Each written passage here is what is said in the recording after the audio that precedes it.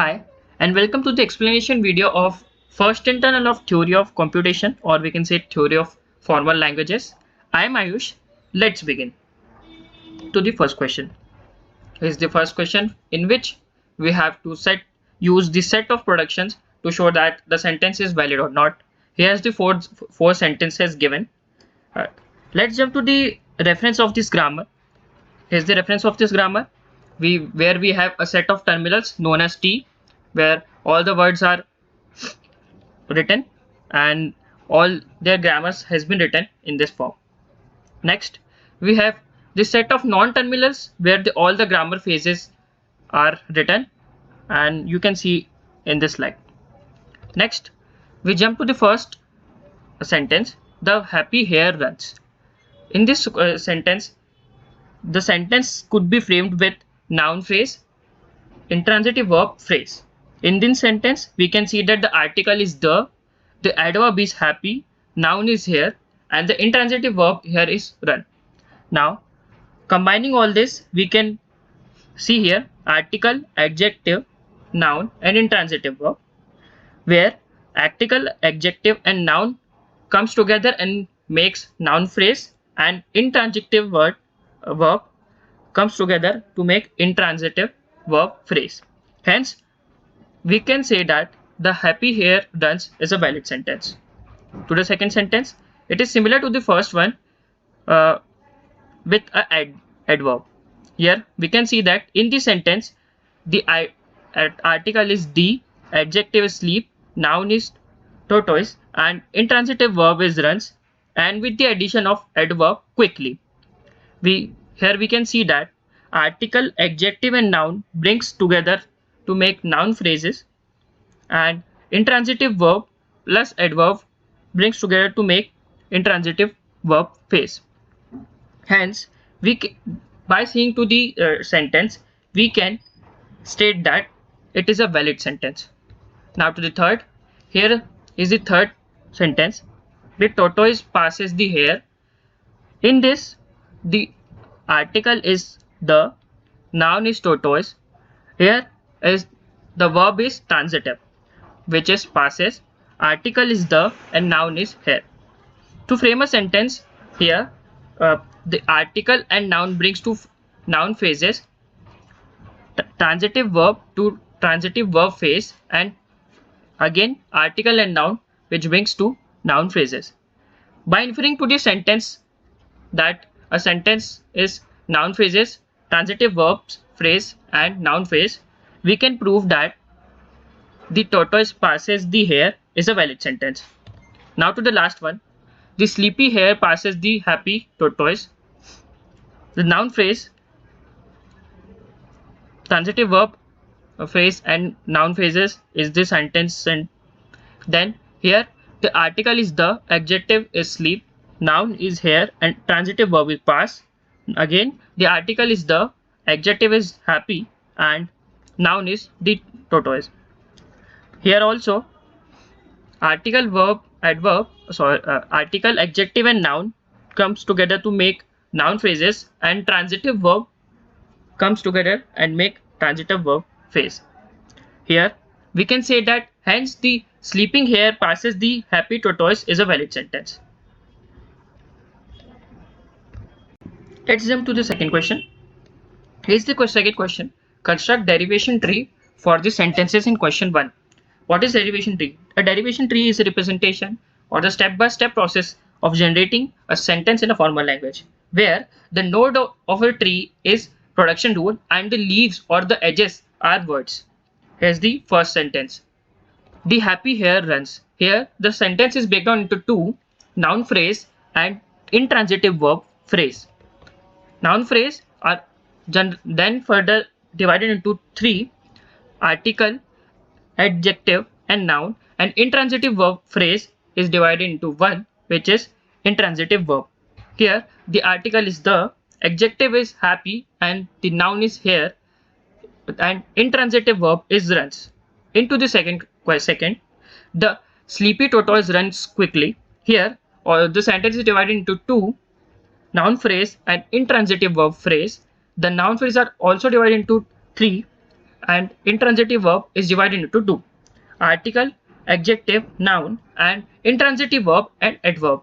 Here the other is article, adjective is sleepy, noun is tortoise, intransitive verb is runs, and adverb is quickly. To the third, the tortoise passes the hare. Here the sentence is broken down into three: noun phrase, transitive verb phrase, and noun phrase. Here noun phrase are divided into two: article and noun, and transitive verb phrase are divided into one, which is transitive verb. Here the article is the and noun is tortoise in the first noun phrase. Then transitive verb is passes and the second article is the and noun is hare.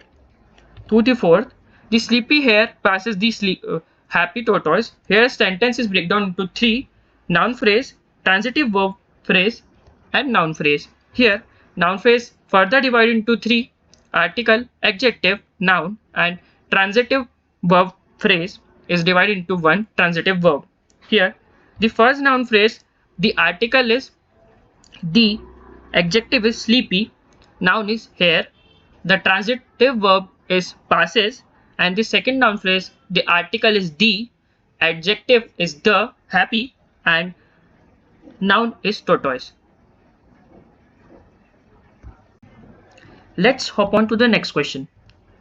In this question, we have given three parts. Before jumping to the first part, let's get familiar with some terminologies. Here are the terminologies. Two terminologies: phrase structure grammar, also known as constituency grammar. It is a formal way to describe a syntax of a natural language. And the next terminology is Backus-Naur form or BNF. BNF is a notation technique which describes the formal languages or used to documentation of the programming languages, compilers, or phrases. Next, here's the first part of the question. Here we have to construct a phrase structure grammar that generates all signed decimal numbers consisting of a sign, either positive or negative, a non-negative integer, and a decimal part, either the empty string or a decimal point followed by a positive integer. Here S denotes the phrase structure denotation, and the S is further divided in sign and integer. Then S, we have S is equals to sign, integer, decimal, and positive integer. Here sign refers to positive or negative. Here then integer refers to digit. Here the digit can be from 1 to 0 or 0 to 9. Then the positive integer, which is denoted in S, is integer with a non-zero digit, where the non-zero digit can be from 1 to 9. Let's hop on to the question number 2 and the part of this 2.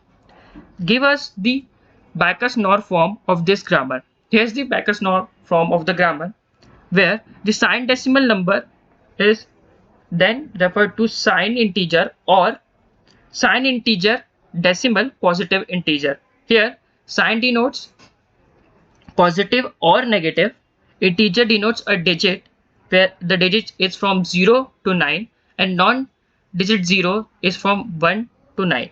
Here the positive integer denotes a non-zero digit which is from 1 to 9. Let's proceed to the third part. The third part has also 4 subparts in it. Here's the first part. We have to give the production rule in the BNF form. The first is one or more lowercase letters. In this, the identifier can be set to the lowercase letter or identifier lowercase letter, where the lowercase letter is from A to Z. B part, at least 3 but no more than 6 lowercase letters. Here we can write the BNF form in lowercase letter, lowercase letter, lowercase letter, or 4 lowercase letter, or 5 lowercase letter, or 6 lowercase letter, where all the lowercase letter denotes from A to Z. In C, 1 to 6 uppercase or lowercase letters begin with an uppercase letter. Here, the first letter should be uppercase, then followed by the lowercase letters. 1 to 6. Here, the first letter is uppercase, or the first letter is uppercase and the second letter is lowercase. Then first upper and two lower, then first upper and three lower letters, then first uppercase letter to four lowercase letter, or first uppercase letter to five lowercase letter. Here the letter is divided into lowercase or uppercase, where lowercase is from small a to small z and the uppercase is from big A to capital A to capital Z. Now D, a lowercase letter followed by a digit or a underscore followed by 3 or 4 alphanumeric characters. Here is the identifier: lowercase with a digit or alphanumeric, then alphanumeric, or lowercase letter with a digit with 4 alphanumeric parts. Here digitus is a digit, alphanumeric is a letter or digit, letter is uppercase letter or lowercase letter. Here the lowercase letter is from small a to small z, uppercase letter is from capital A to capital Z. All the digits are from 0 to 9. Let's jump to the next question. Here's the question. In this question, we have to generate all the identifier in the C programming language. Identifier starts with a letter A or a lowercase letter that is followed by one or more lowercase letter, uppercase letter, underscore, and digits. Here is the solution. Identifier denotes letters or identifier with a symbol. Here, letters is meaning to letter and symbol can be referred to letters or digit.